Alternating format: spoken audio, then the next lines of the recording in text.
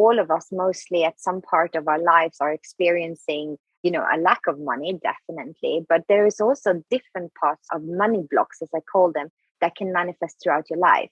And maybe some of you might recognize that you always seem to have a flow of money to you, but it never seems to stay. This is another one. The people, they have a current stream of income, or they have gifts given to them.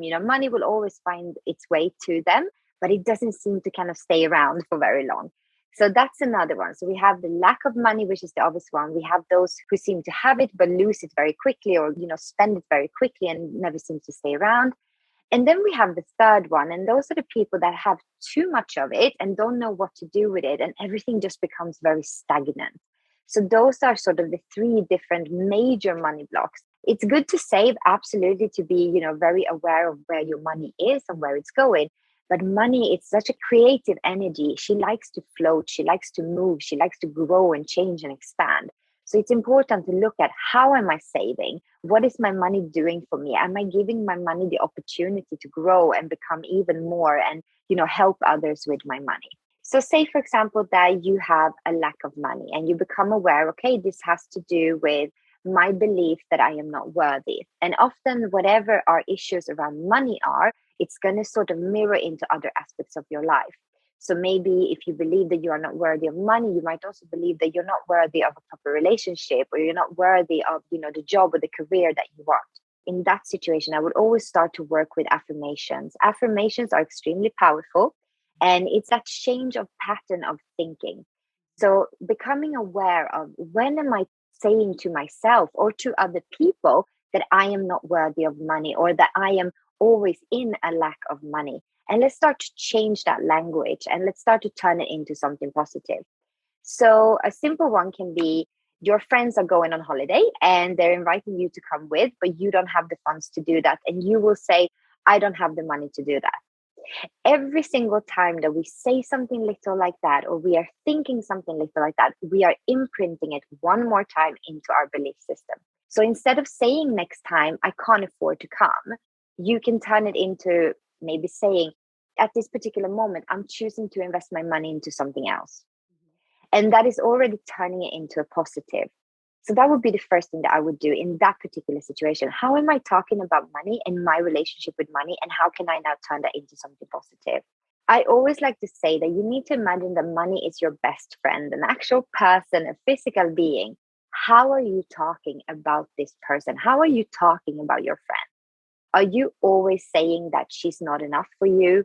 She's never around when you need her, him or her, whatever you feel relating to. There's not enough of her. She never comes on time.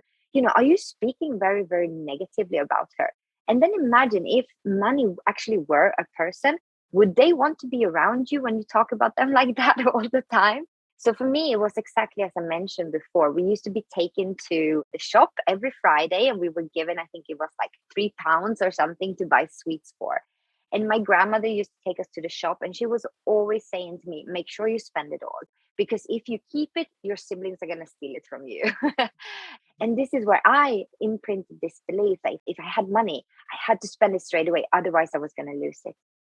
And this can also be in reverse, channeled in from your relationships, as I said. So becoming aware, have you maybe been in a relationship where you feel as your partner got stolen by somebody else? Or have you wanted a promotion and it was given to somebody else?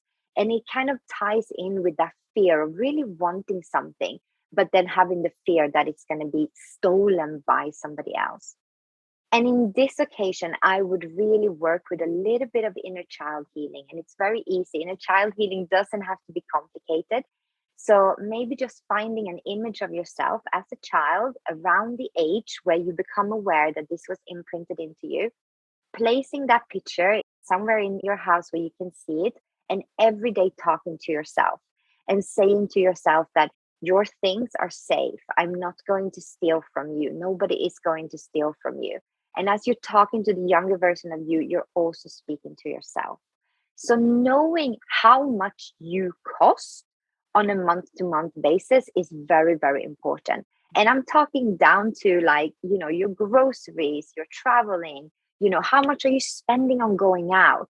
Track your incomes and outgoings for 2 months and really write it down and keep a logbook and become very aware. There's no right or wrong. That's not the reason of this exercise. The exercise is to become aware of how much am I costing? What is my incomes? Where would I like to go? Because when we know how much we need, we can set a clear target for ourselves so we know what we're working against. Because it's very easy to say, yeah, I want more money. But for, the universe and the vibrations and, everyone around you to know how much to give you, we need to know what we want. And it's also very important healing your relationship with money, especially when you are taking on a new job where your job is about hitting targets and things like that, or it's about launching your own business. If there is old money distortions lingering in the background that you can see in your private life, 100% all of those money distortions is going to come with you into your professional career as well. Having an accountability partner is having somebody that you do this journey with. And if you don't have an accountability partner, set up a contact on your phone called money with like maybe your dream number as the phone number of how much you want to have in your bank account or how much you're trying to make. And every day you will text this number or your accountability partner and just be nice with them and say, hey, money, how you doing today? Just to let you know, I've been thinking about you. Thank you so much for being around. Or you can say, just to let you know, right now, I would really love for you to help me to get my dream holiday. I'm really excited about going on this holiday and thank you so much for your support. So almost like you're having a constant correspondence with money. It doesn't have to be every day, but try a couple of times a week. And also every time you buy something, say thank you. Mm-hmm. Say thank you when you pay your bills because you have the money and you have a home and you have electricity, which is something that so many people nowadays don't even have access to.